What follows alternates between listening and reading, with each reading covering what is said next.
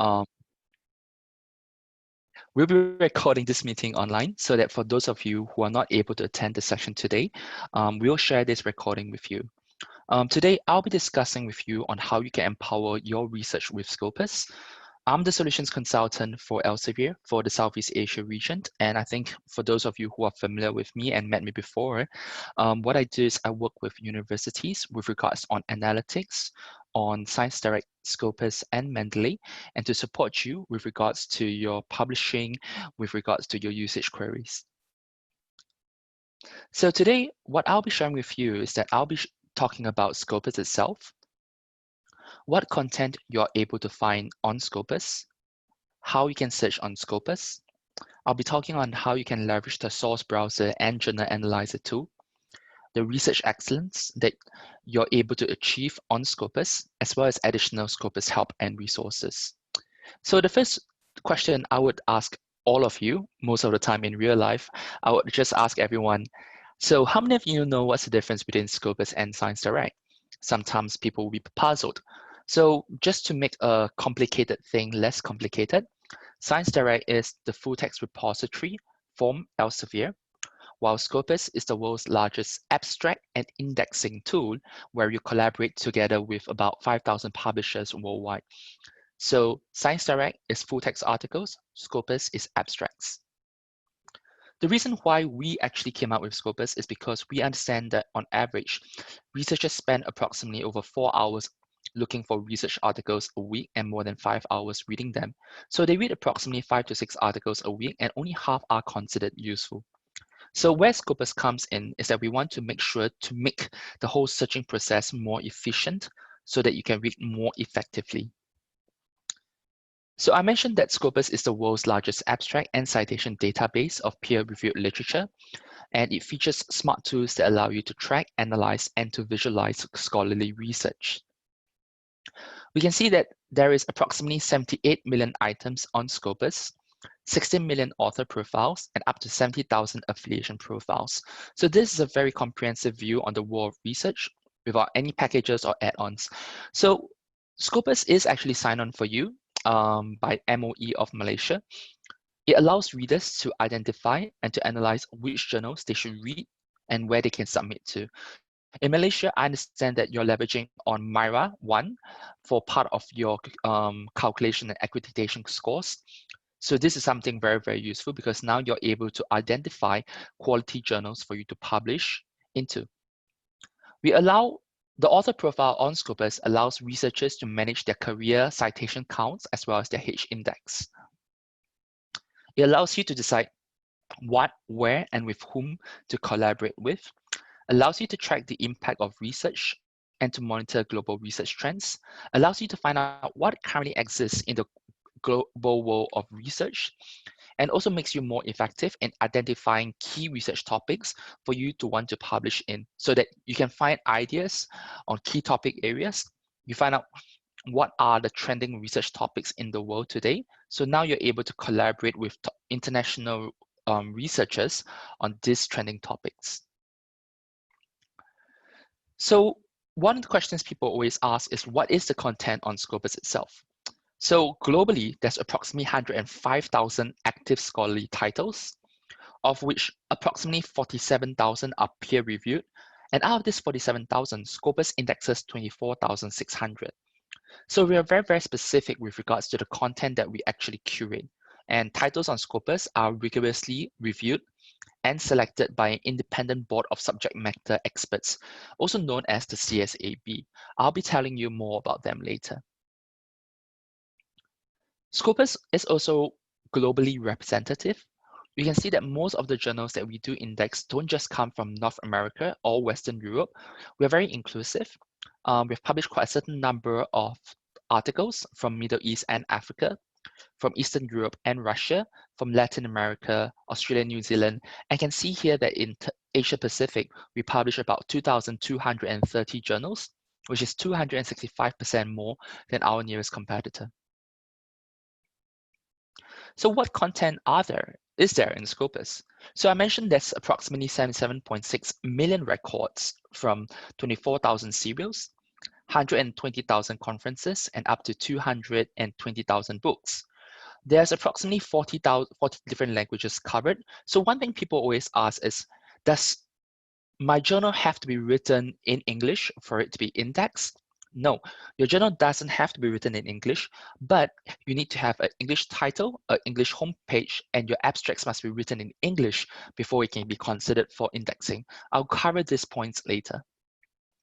So Scopus is also updated on a daily basis with approximately 10,000 articles indexed every single day.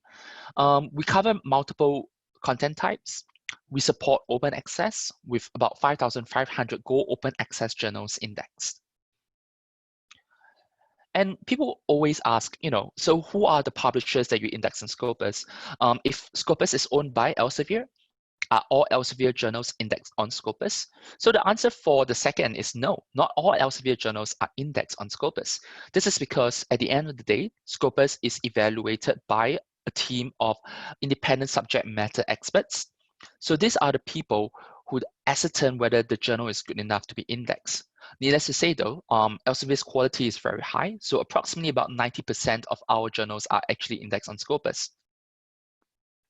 The breakdown for Scopus is as follows. About 11% of our coverage comes from Elsevier, 7% from Springer Nature, 5% from Taylor and Francis, 4% from Wiley Blackwell, 2% from Sage, 1% from Wolters Kluwer, 1% from IEEE, 1% from Cambridge Oxford University Press. So Scopus is also recognized for its excellence by 5,000 customers, including 150 leading research organizations who leverage to choose Scopus for research assessment and evaluation purposes. So you have Times Higher Education, QS University Rankings, Financial Times, European Commissioner, Maclean's, HAFCE, OECD. Over in Malaysia, the MOE has also leveraged on Scopus. You can see that Scopus is the gold standard in terms of evaluation, ranking, reporting, and other strategic efforts as well, including Shanghai Jiao Tong University, Keio University, NTU, and in Singapore, TCI in Thailand. These are some of the regional bodies that have actually leveraged on Scopus for ranking information. So how Scopus does is because we have approximately about 4.2 terabytes of data stored in our content repository with over 1.7 billion cited references and 70,000 institutional profiles. This is how we actually leverage on the content on Scopus. You can see that QS University Rankings has leveraged on Scopus to generate citations per faculty. Times Higher Education has leveraged on Scopus to showcase its research volume, income, and reputation. This is some of the ways university ranking bodies have actually been leveraging on Scopus. So compared to our peers, Scopus has more information than Web of Science. So you can see that very clearly that Scopus has about 22,000 more titles compared to Web of Science 12,000. We have approximately about 5,000 publishers compared to Web of Science is 3,300. And how this impacts is that you'll be able to see that one article will be cited more times in Scopus than instead of Web of Science. Scopus has also been adding in quite a certain amount of funding data because we understand that industry collaborations is very, very important. How researchers are able to get funding is also very crucial as well. So on Scopus, what we have done is we have added full text acknowledgement sections on board. We allow the funder to see their return on investment, and we have done it so that we can increase the coverage years so that you're able to see the content that's added to it. So for instance, you can see in this case, a journal indexed on +1 on the role of gender in scholarly authorship. You'll be able to see that this work was supported by the NSF grant, NSF Graduate Research Fellowship Grant, DGE 1147470, together with a gift from JSTOR, right? And on Scopus itself, you'll be able to find this exact article. You'll be able to see the same number, NSF, National Science Foundation. So you're able to see the grant number as well. So we're talking about, and very often people come over and ask, hey, Nicholas, I want to get my journal index on Scopus. So how do I go about doing it? So first and foremost, we have a very thorough process and procedure to walk through. When you submit your journal for indexing, it will first have to be considered for the title suggestion phase. So the first step would be all titles should meet all minimum criteria in order to be considered for the scopus review. The journal itself has to be peer reviewed. You need to have English abstracts. It needs to be published regularly. You need to have Roman script references as well as a publication ethics statement. And here are the 14 quantitative and qualitative selection criteria, right? You need to find out under journal policy, you need to see that there's a convincing editorial concept and policy. You need to see the type of peer review being provision. You'll be able to observe the diverse demographic distribution of editors, and you need to have a diverse geographic distribution of authors as well. So you need to make sure that you have a very collaborative environment, as well as the fact that it needs to be peer reviewed, right, for it to be considered. Next will be the quality of content. You'll be able to see that there's an academic contribution to the field. You'll be able to see the clarity of abstracts. The journal's quality and conformity with the aims and scope should be aligned as well. And needless to say, the articles must be very easily readable. For journal standing, you need to see the citedness of the journal articles on Scopus itself, what's the citations like, and you'll be able to see the quality of the editor who's managing the journal. It needs to be published regularly without any delay in the publication schedule. And like I mentioned earlier, the content must be available online on the English language journal homepage. So that at the end of the day, because we all know that English is actually the language for scholarly communications, it is very crucial to make sure that your homepage is visible. People are able to read and to understand what your abstract is about, so as to facilitate collaboration moving forward. For additional details, I've actually provisioned you with a whole range of resources here. You can see that under the solutions, scopus, under content, you'll be able to find out more details under the content policy and selection over here. Or if you have direct questions, you can email title suggestions at scopus.com. So I thought it'd be interesting to show you like a diagram for you to understand how the whole phase works about. So we have the title suggestion phase, right? Over here, you can see that the submission is submitted. Publishers will collaborate together with the editor and the editorial board member and the librarian sometimes. They will send the confirmation to the suggester. You'll be able to receive a title suggestion form. You get a tracking ID, right? And this is actually pushed forward. And then the scopus minimum criteria is checked. If the minimum criteria is not checked, you get a feedback form, and then you get a not accepted for review or feedback letter. So one thing which I would point out is that please be very careful before you submit your journal for consideration, because there is an embargo period if you get rejected of up to 3 to 5 years. So you need to make sure that your journal is ready and prepared before you submit it for consideration and indexing. Don't just submit it because you want to submit it now, because the repercussions are quite severe. Following which, if the scopus minimum criteria are met, what we do is that we'll enrich it to make sure the journal is better. You get a title enrichment process. The local board will review it, and this is then released to the Content Selection Advisory Board for their review. The CSAB team will push it up internally to the subject chair for their review, and this is really the external review process. And finally, you get the feedback to the suggester and the publisher to find out if the journal itself is actually accepted for indexing. You've noticed that I've mentioned the CSAB team a couple of times. So all journals covered by Scopus are approved by Independent Content Selection Advisory Board. So the CSAB members are subject matter experts from all over the world, chosen for their expertise in the specific subject areas. And here is the list of the CSAB team members, right? You notice that from APAC, we have Professor Julie Lee from the City University of Hong Kong, who is a CSAB chair for business and management. You might recognize some of the other names here, right? Because they're pretty established and well-known and famous in their subject areas. So maybe these are some of the people that you know, maybe, and that'll be a good thing. So one thing which I'll walk you through is how stringent we are with regards to the selection process. So for instance, in 2011 to 2015, we reviewed about 5,400 titles, of which 2,500 were accepted for Scopus. So we have about 15,000 suggestions during this period. We have about 5,000 that met the minimum criteria, and of the 5,000, only 2,587 were actually accepted. So it shows how stringent we are.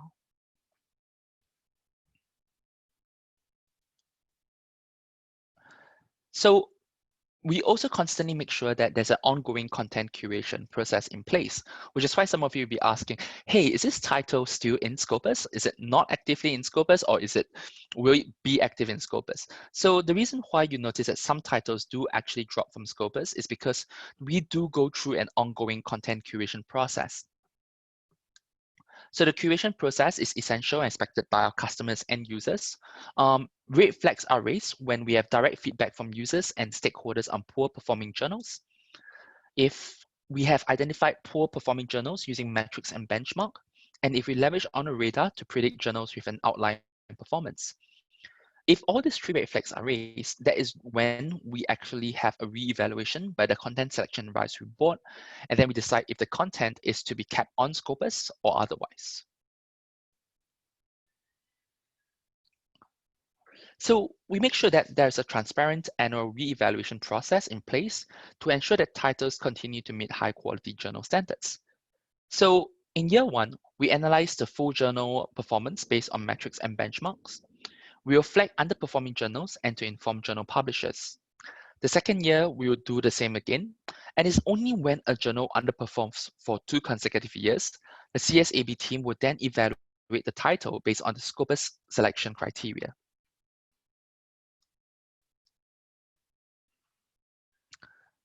And that is when we decide if the content, the journal itself, is able to continue forward. And this is what we call the forward flow, or we discontinue the forward flow, i.e. the journal is no longer active on Scopus. So I thought this was quite interesting to show you. With regards to this, you can see that over here, the journal is indexed in Scopus. We have a first year analysis, and then we have a second year analysis. If the journals do not meet the bench metrics and benchmarks, the publisher is informed by it. Likewise, again, in the second year, if they do not meet the benchmarks again, that's when we actually do either a minimum criteria check. If it doesn't work, if it does meet, the journal is re-evaluated by the CSAB team. And that's when we actually decided if it remains in Scopus or otherwise. But if the Scopus doesn't meet the Scopus title selection period in this period of time, this is when the forward flow is actually discontinued from Scopus itself. And we have leveraged on metrics and radars. So we were actually trying to use this to predict outline performance of journals. So some prediction metrics includes total article output and subsequent article output growth. So for you see 2011, 2014, you can see that there were 61 articles and 63 articles, and all of a sudden there's 991 articles. The question here is why, right? And then you also want to match it accordingly to the comparison both locally and globally, right? You can see that over here, suddenly it shot up from 2 articles in country 3 and 45 articles in country 1 to all of a sudden 910 in country 3 and just 6 in country 1. So we want to make sure that the articles published are geographically diverse. We want to make sure that there is no gamification with regards to it, because the metrics will tell the story. So, okay, here's enough content about what there is behind Scopus. I thought that would be interesting for you because some of you are probably journal editors, some of you are researchers. This is something that I thought would be interesting to give you more background information on. So in the meantime, what I would say is that if you have any questions, please type into the chat box as we are going along, and I will address them towards the end of the session or whenever there's a break in between. So here are some of the use cases today that I actually want to share with you. And actually, as a matter of fact, something that I want to hear from you as well. So I wanted to try to make this a bit more interactive. So first and foremost, how many of you here use Scopus? Well, maybe you guys can give me maybe 2 examples of what you use Scopus for. And that would be interesting for me to know, right? So for me, what I think I normally use Scopus for would be to explore literature, to identify potential collaborators, to analyze the impact of a paper, to analyze journals for reading or to target publication, to understand how my Scopus profile is like. And if any of the topics that you guys want to share that you're actually using or you want to find out more, please do let me know. And I'll be very happy to share this with you.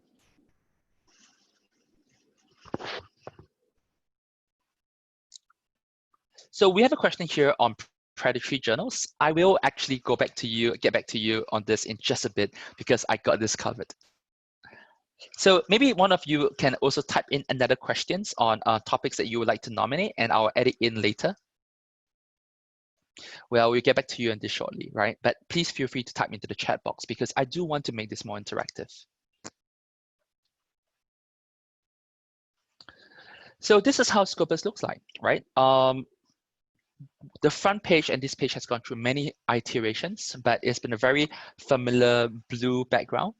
So first and foremost, I would say the basic functions of it has remained the same. You're always able to search for articles on Scopus, authors, affiliations, and to do an advanced search, right? So leverage on the search functions. The next thing I also want to talk about would be, please leverage on the compare sources and metrics that you see over here, because this is a very, very, very powerful tool that you can leverage on as well, because now you're able to ascertain the quality of journals. You're also able to refine the search parameters of the articles itself by typing in the article title, abstract, as well as keywords. So let me walk you through advanced search, because I think being able to search on Scopus is a very, very powerful tool, right? So under the advanced search, you notice that we have three operators, multiple operators as a matter of fact, and, or, and not, prefix, and within. So you can see that the operators and field codes can be selected here or typed into the box. We have more field codes as well, which allows you to combine it using operators, which allows for more complex searches. And this is something you can see over here, right? We have a very, very complex string over here. What I can say is, if you want, you have multiple nested Boolean clauses, you can use the outline query that you can see over here to help structure the questions and break it out at different points to make sure that you're able to structure the search and identify errors better. And the reason why is because there's actually 64 advanced search field codes on Scopus. All right, some of you might find that, wow, this is really a lot of information. But I would say the reason why it's so stratified, right, is because first and foremost, when an article comes into Scopus, it's broken down into these meta fields, and then think of it as a big data engine, right? It's really, really powerful. So when you're actually able to search for all this data information, you'll be able to get a much better search result as well.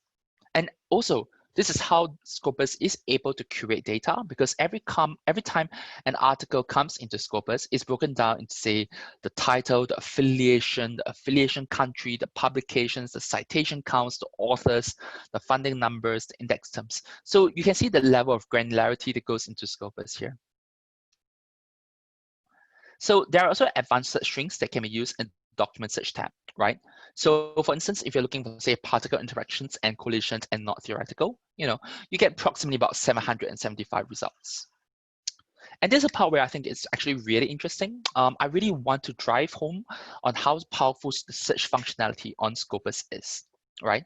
So first and foremost, I want you to actually go back and maybe right now, start thinking about, when I'm searching for an article, how do I define my search terms? You should use search terms that are closely related to your research topic. You should include alternate words and abbreviations, while at the same time avoid words that are way too general. You also want to use Boolean operators, the and, or, and not, right? These are the three key Boolean operators that people are looking at. So the and Boolean operator allows you to find documents which contains all of the terms. You use this when the terms must appear and they may be far apart from each other, right? For instance, if you're looking at, say, a programmable logic controller and elevator, this is something which we are looking at. The or operator finds documents which contains any of the terms. Use the or where at least one of the terms must appear, such as synonyms, alternate spellings, or abbreviations, such as a micromouse or picomouse. The and not operator excludes documents that includes the specific terms from the search. You use the and not to exclude specific terms, and this connector must be used at the end of a search. So for instance, if I'm looking for a micromouse or a picomouse and not a rodent, right? This is a way to do the exclusion device. Something I also really encourage you to do is, when you're doing a search phrase, make sure that you're able to look for variations of a word. So you can include any stop words, spaces, and punctuations, and make sure you're searching for the key phrases in braces, such as aircon and open inverted commas. Special characters are included in the search, and wildcard characters are also searched as characters. So for instance, a question mark replaces a single character anywhere in the word. So you can use one question mark for each character that you want to replace, or an asterisk, which mark replaces multiple characters anywhere in the word. It can be used to replace 0 and more characters. So at this point in time, I decided, I don't really want to keep talking nonstop for 2 hours. What I want you to do now actually is to take a look at this exercise here. Maybe take approximately about, say, 10 minutes, right? So take 10 minutes to do these exercises based on the key search phrases that I walk you through. There is no right or wrong answer for this. The whole point of this is to familiarize yourself by using and leveraging more on Boolean operators so that you're best able to find your way and approach to do a search in a better way using the methodology that I just shared with you. So use a combination of and, or, and not. Use the combination of key phrases, try to find out how in the actual setting you're going to search for these words, all right? So I'll give you about 10 minutes now, and we can reconvene at about 2:38. And then if you have any other questions in the meantime, feel free to type them in the chat box, and I'll get back to you in just a bit. So your time starts now.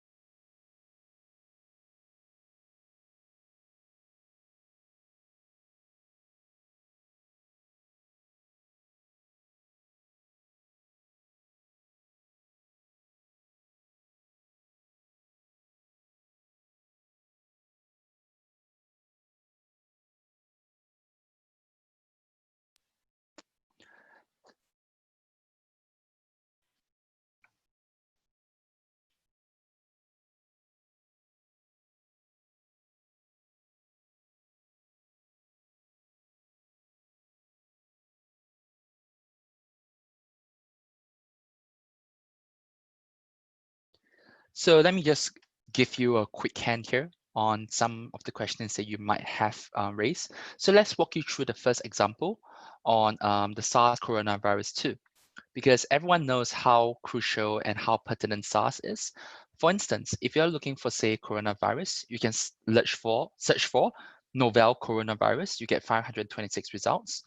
If you find that that's not enough for you, you can use the N search fields or use the or Boolean modifier, include the term COVID-19 or 2019 nCoV, right? You try to find more permutations along the SARS coronavirus, and you'll be able to expand your search results accordingly. So that's like one hint I can give for you.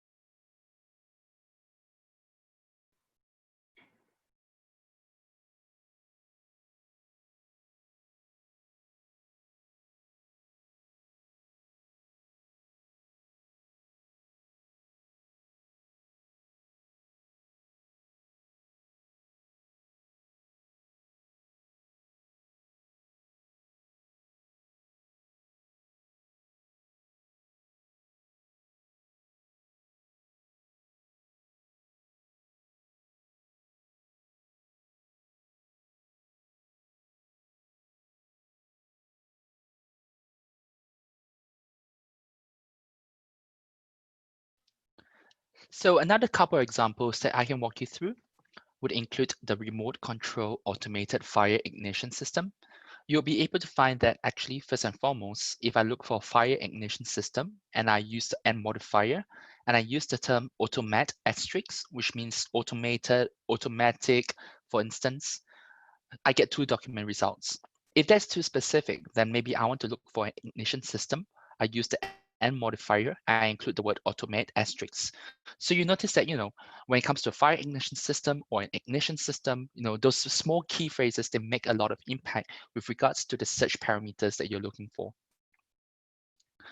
Another permutation I can look for is a controller. I use the N modifier and include the phrase aircon asterisk. So I get aircon, air conditioner, air conditioning, for instance. But if I were to use a smart controller and I use the same modifier and aircon asterisk, I get 4 document results. So this is actually how the permutations of the search exercises would be like. So I will encourage you to actually first and foremost identify the key phrases that you're looking for, and then you can work around the permutations of the Boolean operators to give you a much more defined feature and search methodology.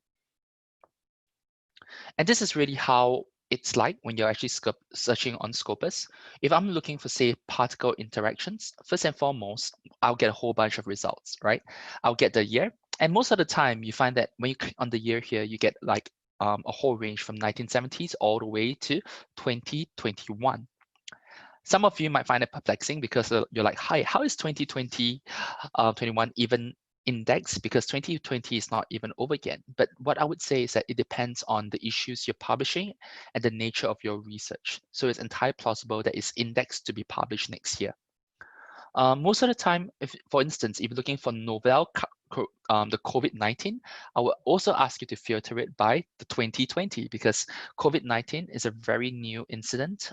So that's what you're looking for is probably the latest in research. So please select the year, the most updated years. I would say what you're looking for with regards to your research obviously varies from few to few, but most of the time the year is a very good way to index it by.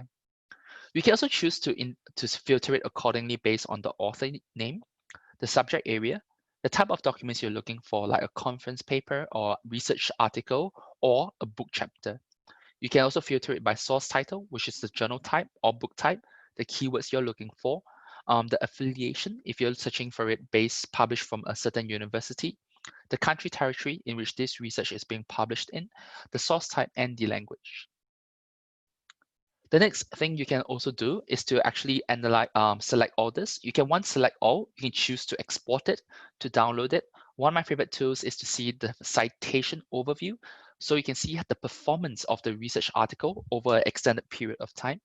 You can see who is the view cited by. You can save the list too. And this is actually a very powerful and useful list for you to select these articles and choose to export it to a different medium. And here you can choose to sort it based on, say, the date, which is the latest article. You can choose to sort it based on the total number of citations received. So you can see that which article is actually the most popular and it's been cited the most number of times. You can also choose to sort it by the relevance, which is by the search keywords as well. And these are all pretty useful functions, I would say. And the fourth thing, which I'll point you out, is you can simply select and you're able to view the abstract. So you don't have to click on the research article all the time to read into it. The abstract gives you a very quick overview on what this article is about. And this is the page that you come to, right? When you come into Scopus, this is the full index page. And there are many things that I really like about Scopus here, right? One, you can see the total information which you're reading at. So you can see who are the authors that have contributed to this research article and the universities that they are from and institutions they're from. So in what we are looking at is Ghent 4, a simulation toolkit. You can see that the main author is published by CERN in Switzerland, the European Organization for Nuclear Research. You can see it's also published together by the European Space Agency, right? These are some of the people that have been working on it. The metrics here give you an overview of the quality of the research article that you're looking at. So first and foremost, you can see the total number of citations that you're getting on Scopus, which is a very cool way to look at it. The next metric I'll point you out to is what we call the field-weighted citation impact. So the FWCI is something that was developed by Elsevier. So basically what we do with it is that, all right, let me give you a quick example over here, right? When we talk about FWCI, the global average here is 1, okay? And how we calculate it and why we develop it is very simple. If you have two different papers, say one in math and one in medicine, medicine in general tends to attract more citations, and therefore you can say that um, to compare these two quality of papers, the one with the highest citation is obviously better, because you can't say that, because when you want to compare it, when you want to compare it, you can't say use that metric as a definitive medium. So what you want to do is to compare this medicine article to the global average of medicine articles, this math article to the global average of math articles. So now you're able to compare apples to apples and oranges to oranges, right? And this is when you can do the comparison. So one is a global average that I mentioned. So this article is 140.44, which is 140 times the global average. And I can assure you this metric, 140, is normally not the case. It just happens that this research article is a very unique article because it's like an instrumentation article. So that's what makes this so unique. You can find out the abstract of the article, the author keywords, and the index keywords that we are looking at here. And you can see also the abstract of it. You'll be able to see the cited documents, i.e. the documents which have cited this article, as well as the other related documents that you can look at. So what are cited documents? Cited documents are basically the list of documents which have cited this research article. So if you're interested in this research and you see that other people have cited this research, there's a likelihood that the cited documents may be a good way for you to understand how the research has currently trended on modern day. Related documents will be other documents with very similar keywords as well, right? So this is something that gives you a very good overview to find out more about the research article that you're looking at. Who are the authors? What are the keywords? How well it's been performing on metrics, and potential collaborators that you may want to consider working with. So it's actually very powerful in that way. We're also looking at, say, the article metrics module, and this is actually something which I think is pretty useful as well. You're able to see the citation count, the field-weighted citation impact, number of times it's been seen on Mendeley, Wikipedia, Twitter, and Google. So this gives you additional ideas on how well this article is trending on social media. You'll be able to see the citation count, citation benchmarking, and the total number of citations this research article has been getting over the years.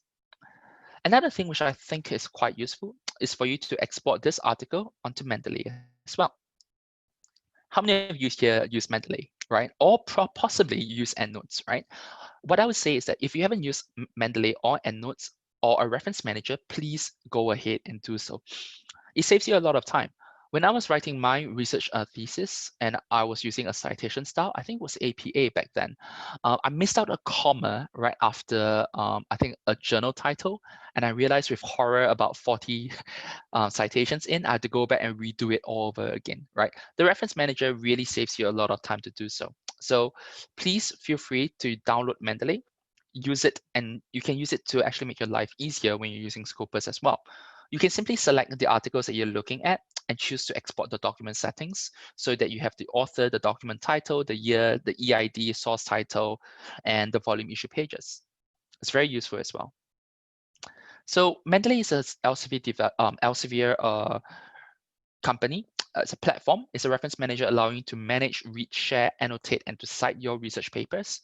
We have about 3 million users to connect like-minded researchers and discover research trends analysis, so that it's a very useful, powerful, collaborative tool. So please export your journal articles and book chapters into Mendeley from ScienceDirect. This one I find it very interesting. So if you're interested in a very specific topic, in this case, particle interactions, maybe you want to talk about COVID-19, you can select all these articles, right? And then you simply select analyze search results. And this is actually a very, very useful thing. You can analyze search results. You'll be find out that which journal publishes the most articles, for instance, for this topic. You can find out which year this topic is trending the most, who is the most prolific author for this topic, right? So you'll be able to, and which country and institution and affiliation has been producing the most number of articles as well. So I think all this actually is a very, very powerful tool. So this is something that you may want to consider using as well, because I think that Search Analyze tool actually really gives you a very good overview on in terms of who the most prominent and prolific authors and publishers are. So please use this. So earlier part in the presentation, I showed you how you're actually doing searches. And this is something that you can do to actually set up your search alerts. So simply over here, you can see over here the title abstract keywords, right? This is the result of your searches. You can choose to edit it or you can save it. When you save it, right, this actually sets up a search alert so that you can see in this case, I want to save an alert called particle interactions. I want to set the frequency every week on a specific day of the week, and I'll receive an email. And I think this is actually quite useful for you as well. So you don't have to go back and to key in your searches all the time. You can just simply save it and set an alert and be pushed into your email. So ORCID. So I'm not referring to the flower here. I'm really referring to the challenge that authors face when they have a very similar name to one another. So for instance, right, probably in the UK, we have a Dr. John Smith, a Dr. Jason Smith, and a Dr. Josh Smith, right? That's all Dr. J Smiths. How are you able to differentiate yourself from one another? So very simply, ORCID, right? So ORCID gives you a persistent digital identifier. Think of it as your passport, your researcher passport ID that distinguishes you from every other researcher. So as a result, you have an ORCID ID over here, and it's a very straightforward process. I encourage you to actually create it, register, clean up your profile, and use your ORCID ID. And then this is when you can actually search for your author profile using ORCID itself. I would give you an example on how you can do this under the author search in just a bit. So we recently procured PlumX metrics. I showed you and talked about PlumX in just a little bit earlier on. And this is where I want to go into more detail. So when it comes to PlumX, we identify 5 key metrics. We're looking at, say, usage, where we can see the number of clicks, downloads, views, library holdings, and video plays. We're able to see captures in terms of bookmarks, code forks, favorites, readers, watchers. We can see the number of mentions on Wikipedia, on blog posts and comments. We can see the number of likes you're getting on social media and the total number of citations, right? So these 5 different metrics, they combine together to come together in what we call a plum print, right? This is what we call a plum print. You can see the 5 different colors that I mentioned earlier, right? Usage, captures, social medias, mentions, and citations. You can see that all arrayed in this fingerprint, in this palm print. So it's a whole dynamic thing. Each circle represents the metrics in the associated category by the color. The larger the circle, the more metrics there are in that category. And there is a variety of ways to represent the plum print on article pages or in result lists. So it's used to communicate engagement without a score. And you can see in the details here, you can find out the specific details in terms of plum prints, right? You can see the total number of cross-references, number of citations on PubMed, the number of usage, number of captures, how many times it's been mentioned on Wikipedia, 9 times, 3 times in the news, once on blogs, and the number of times it's been tweeted 4 times and shared on Facebook. Okay, I mentioned earlier about how you can use ORCID ID, and I thought that it would be interesting to use a Professor Ikhwanuddin from UMT over, and this is something you can search for, right? So in the original scopus.com page, simply go to its authors. You can search for the author's last name, the author's first name, and the affiliation, as well as the ORCID ID, right? So you can see Prof. Ikhwanuddin, here's an ORCID ID over here, so it makes it easier for us to search for him. And look at how impressive Prof. Ikhwanuddin's research life cycle is like. You can see that he has published approximately 170 documents. He has received 1,100 citations. His H index is 15, is pretty high. His top most cited article is from Aquaculture, cited 82 times, right? On the dietary effects of garlic and disease resistance. And then you can also say the nutritional effects of ginger, right? So these are 2 of the articles that he has worked very closely with and has received a lot of citations. So first and foremost, right, in Scopus itself, under the Scopus author profile page, you'll be able to see firstly, the author details. Secondly, you'll be able to see the author corrections, right? So one thing we'll say is that on Scopus, not our database is 100% accurate. We are aware that there may be missing information, so we really need your help to share with us corrections that you may come across. So we want to make this easier. So Here, we have actually set up where you can do, and you can basically edit the author profile so that you can include any articles that Scopus may have omitted from including it in as well. We allow you to connect to ORCID over here. We allow you to set alerts, so you can set a citation alert and set to a document alert whenever there's a new article published by this author as well. You can save it to the author list. You can export the profile to SiteVal, and you can find out more about Scopus profiles as well. The search functionality here is pretty comprehensive. You're able to find out the total number of documents. You can find out which documents have cited these documents, and you can find out Prof. Ikhwanuddin's co-authors. And I think this is actually pretty useful because now you're able to find out who his collaborators are. And maybe if you don't want to work with Prof. Ikhwanuddin, maybe you may want to work with his collaborators as well if they're more closely aligned with your research topic at hand.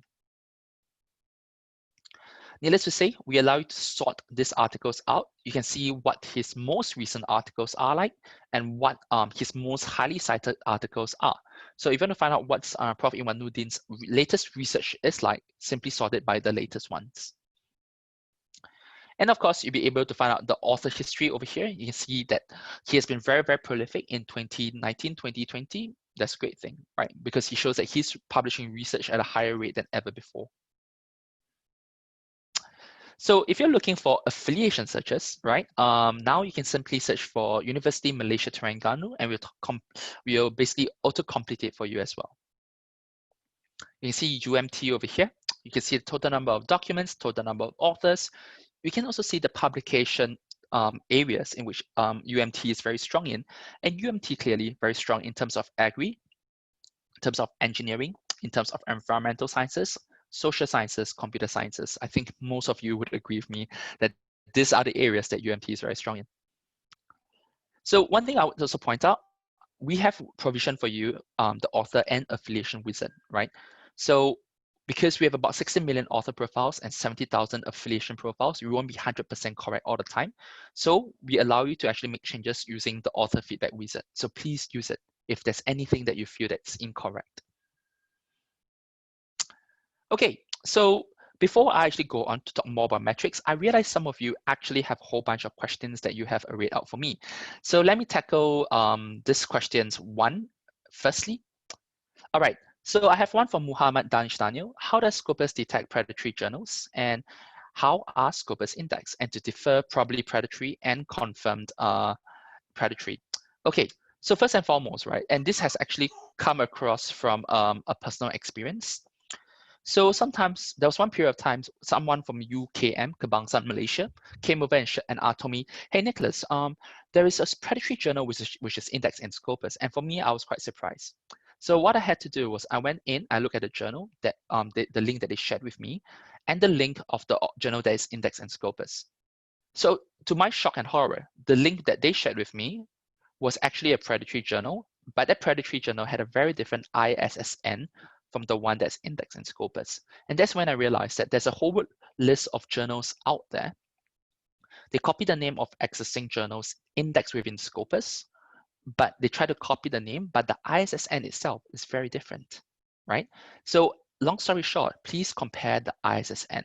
Scopus is very, very, very particular about indexing predatory journals. We do our best not to index predatory journals, but if you ever feel that there's any journals which is a predatory journal and it may be in Scopus, feel free to contact us and we'll investigate this. We make sure that predatory journals are not indexed in Scopus. And if you feel that there is, please compare the ISSN numbers because that is the one identifier that cannot be fudged, right? So that's one question. And hopefully I managed to clarify your query with regards to that. Yeah, so we have a couple of questions with regards to Mendeley. So some may miss references correctly. And so you probably would have to check your reference to find out which one is the correct one. One example I would say is please download the original PDF and then you can save it in your folder and then you can upload your folder onto Mendeley. That approach probably would be a better method because now you're getting the full article, the full text article that you actually have in its detail. That article with the DOI would have the proper method and the proper metadata for you to attach onto Mendeley correctly. Okay, so I have to deliver a message from the librarian. Point Sharifa wants me to share with everyone to please click on the URL below to receive the video recording and the Scopus presentation slides. So please fill in the forms. Otherwise, you won't be able to receive either the presentation slides or the recording itself. Okay, so that's all for questions for now. If you have more questions to ask me along the way, please do so, right? I don't think we'll be limited to just these questions. Okay, now I'm going to proceed to a part that's slightly more drier because I'm just going to talk a lot about metrics for the next about 30 minutes. So do bear with me on this. So first and foremost, we're talking about the source browser and the journal analyzer. We talk a lot about searching on Scopus, but one of the things which I really want to share with you is a whole range of metrics that you're able to access on Scopus itself. So firstly, why are metrics important? So metrics are important because it's a very reliable way to measure scientific production and to benchmark research performance across multiple levels. It allows you to assess the international impact of research, allows you to identify leading organizations and competitors, allows you to identify who is doing what research and with which collaborator across which subject areas. You're also able to identify the impact of research funding on the scientific output of researchers and graduate students. You're able to map collaboration networks and to identify collaboration opportunities globally, as well as to monitor ongoing research trends. Like, it doesn't take a scientist to actually at this point to say that the topmost research trends probably at the moment is COVID-19, right? Everyone, and I think it's actually a very beautiful thing. I was reading an article on New York Times the other day about how multiple researchers around the world are all collaborating and sharing data with one another freely. And Elsevier is actually a very strong part of this. We have made quite a number of our research articles free with regards to COVID-19 so that people are able to read on this and to work on this. If you guys want to find out more about COVID-19, please go to sciencedirect.com. You can even use scopus.com and you can search for COVID-19 and you should be able to get access to these full text articles for free. That's something which we're currently doing. So research metrics really give a balanced multi-dimensional view to assess the value of published research. So based on the depth and breadth of the content, Scopus works with researchers, publishers, bibliometricians, librarians, institutional leaders to offer an evolving basket of metrics that complement more qualitative insights. So we're not saying just, okay, guys, one metric is the be all and end all. We're saying that metrics should be used together with one another for you to get a holistic insight, right? So something which you want to consider and something which you can find in Scopus itself. If you want to decide where to publish, SiteScore might be useful for you. The SJL, which I'm sure most of you are familiar, will be useful for you. We also have SNP, right? And of course, there's JCL, Journal Impact Factor. That's another metric that you can leverage elsewhere as well. If you want to add on to improve your online profile, your online visibility, you probably want to take a look and to leverage on your H index. You want to publish in the high percentile benchmarking journal. You probably want to find out what's your usage, your captures, your mentions, and your social media performance. If you want to enrich your promotion and tenureship portfolio, the H index is useful. Publication in the high percent benchmarking journal is useful. And of course, PlumX metrics will be key as well. If you're looking to apply and to report to funders, journal metrics, SiteScore, SJL, SNP, they're very important. You probably want to publish in high impact journals, and you probably want to find out how well you're performing as well, right? So all these metrics really come together and to give you a whole holistic view of how well you're performing. And to do this, we go towards the source browser. So very simply, select sources from the second from left at the top bar, and you will be able to come to this page, right? You can see the whole list of journals that Scopus has indexed, active or otherwise. And you can find out the metrics that we are talking about here. You can see site score, you can see the total number of citations, you can see the total number of documents, you can see the percentage cited, and you can see the highest percentile of these journals. Give me 2 minutes and I'll show you how this actually applies. So under the source browser, right, we've selected the number one journal with the highest site score and the SGL score and SNP score. So you can see under Cancer Journal for clinicians, the site score 2018 metrics are very high, same for SGL and SNP. You can see over here, the site score in 2018 is 160. The site score for 2019 tracker that was updated in 9th of April, just 2 weeks ago, is also very high at 176. So this one here that you see is what we call the static site score, because we want to lock in the site score performance up to a certain date in 2018.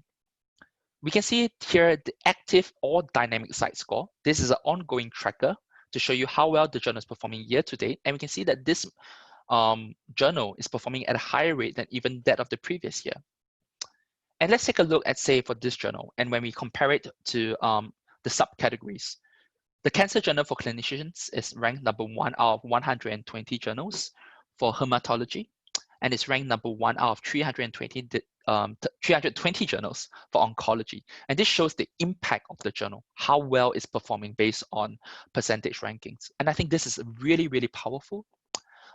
Many of you, as researchers, you want to choose to publish in a journal. How do you ascertain if the journal is a good enough quality journal, right? Sometimes you even ask, I want to publish in the Q2 journal. How do I know if the journal is Q2? Come to this page, select the percentile ranking, and then click on the trends here, and you'll be able to see how well the journal performs.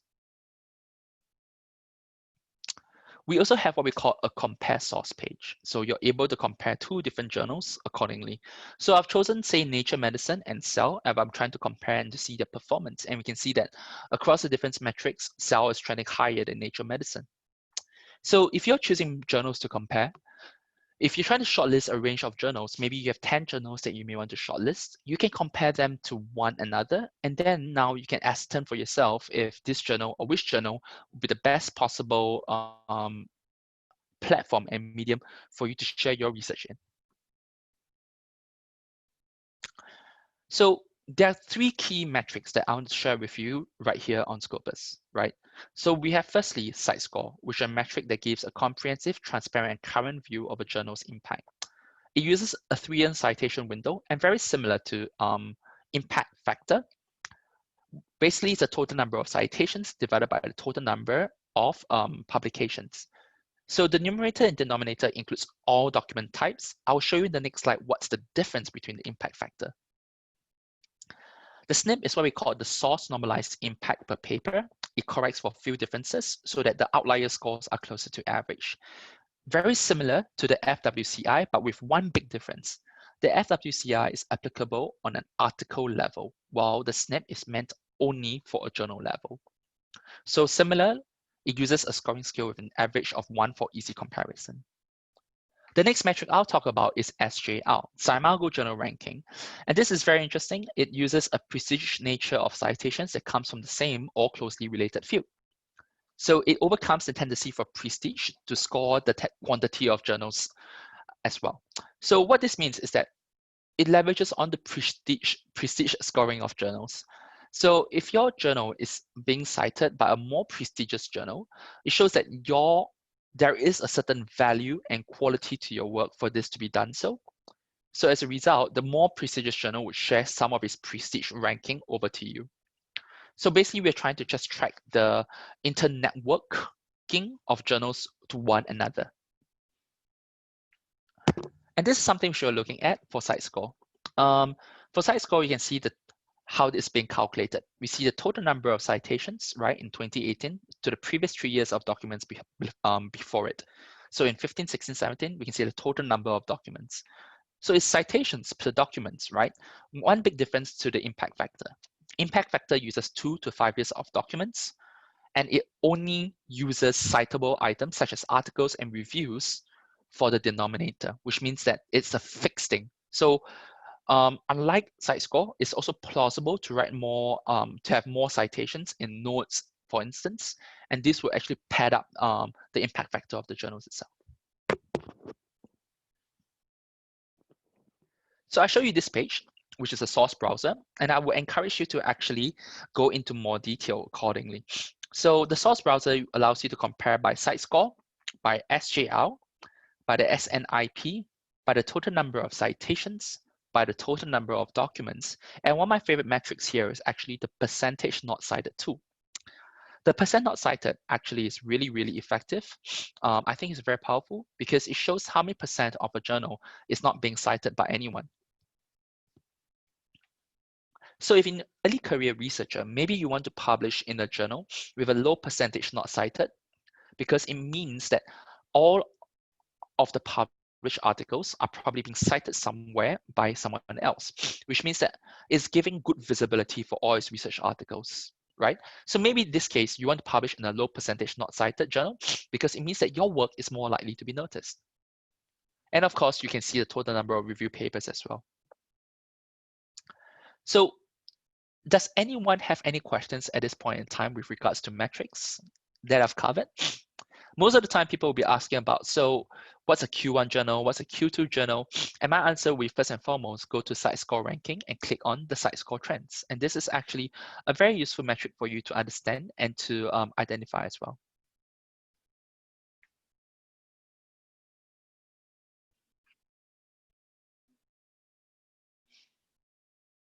So when we're talking, say, about research excellence, let's talk about UMT specifically, right?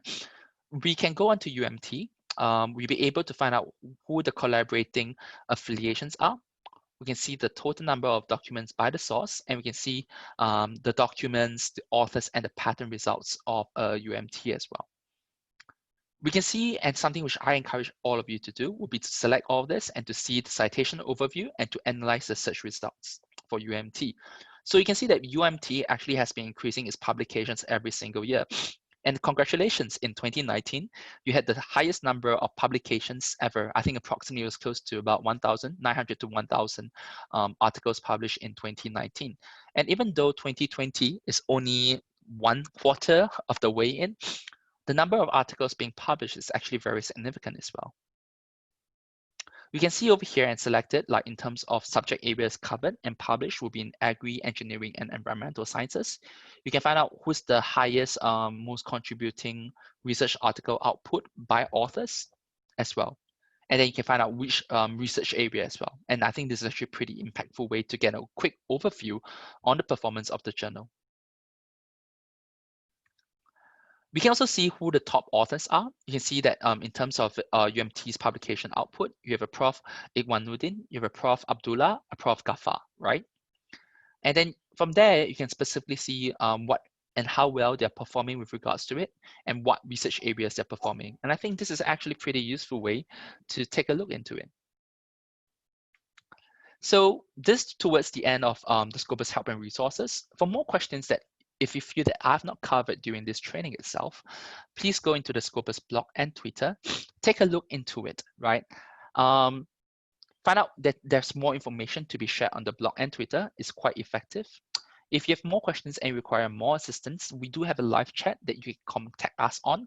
If not, and I'm sure most of you are familiar with, you can actually go towards the Scopus help desk and you can ask them for more questions with regards to Scopus and their provision that support for you. Something that I want to share with you on my side is the Elsevier Researcher Academy. So this is actually a very powerful tool, and especially considering that we are all under MCO. Well, Malaysia is MCO. Singapore, we have what we call a circuit breaker, which is circuit break, which is really like a lockdown, except that it's not called a lockdown. So, some of you might find that amusing. It is quite amusing, actually. So we have more time to study and read things on our own. So the Researcher Academy is actually a very powerful tool here that you can observe. It's an online platform which takes you through the different phases of the research cycle, from the beginnings of research preparation to the publishing process to demonstrate impact. So it helps PhDs and postdocs for their careers, either inside or outside of academia. It shows how you can get funding for your research, shows how you can get more research papers to be accepted in top journals. And this is a completely free service that provisions support throughout the entire research cycle. So please log on to researcheracademy.elsevier.com. You can see under research preparation, writing for research, publication process, how you can navigate the peer review, and how you can communicate your research. And these are some of the topics we're covering, right? How you can turn your thesis into an article, how metrics can boost funding and networking opportunities, how you can write a manuscript in LaTeX, and one of my favorite is 10 tips to write a really terrible journal article, so please avoid doing all of this. Another one which I really do like is what we call the Elsevier Journal Finder. So this is powered by the Elsevier fingerprint engine. It uses a smart search technology and few of research-specific vocabularies to match your article to Elsevier's journals.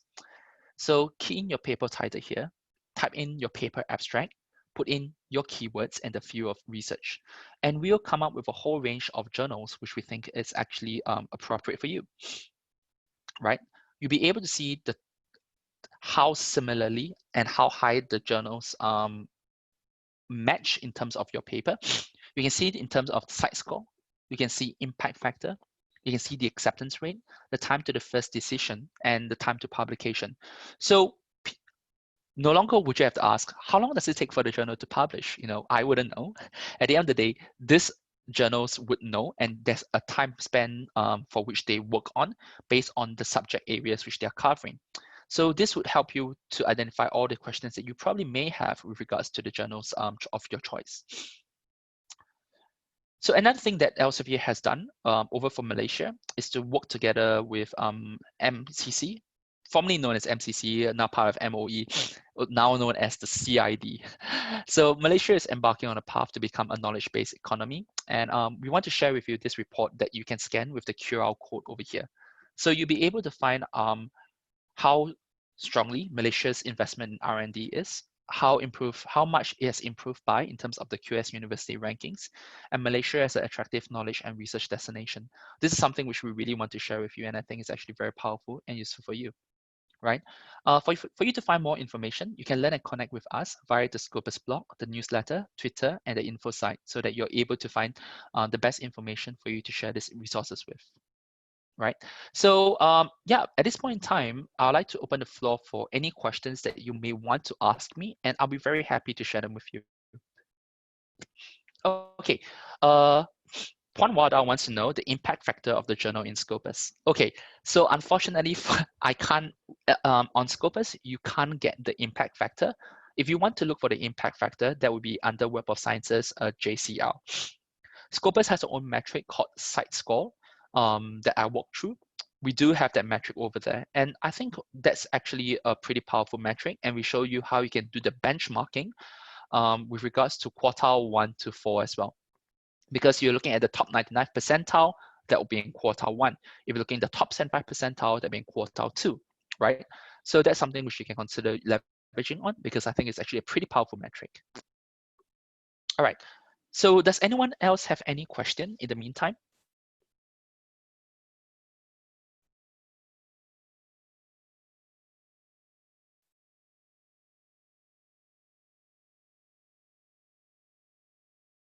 Well, if not, what I can do is I can share the last slide with you. And if you have any questions that you would like to share with me, please feel free to drop me an email to n.park@elsevier.com.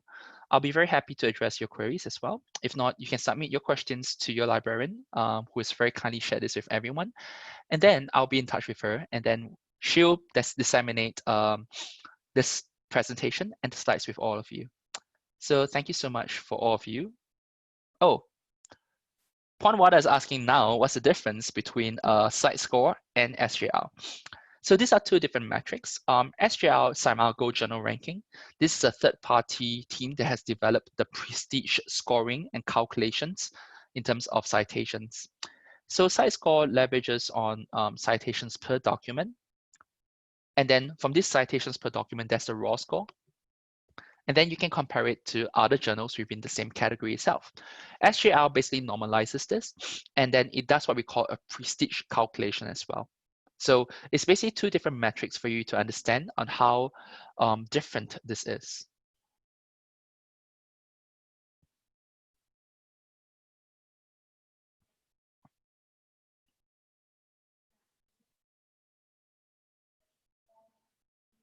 All right, so if there's no other further questions, thank you so much for your time today. It was a pleasure to have presented this to you.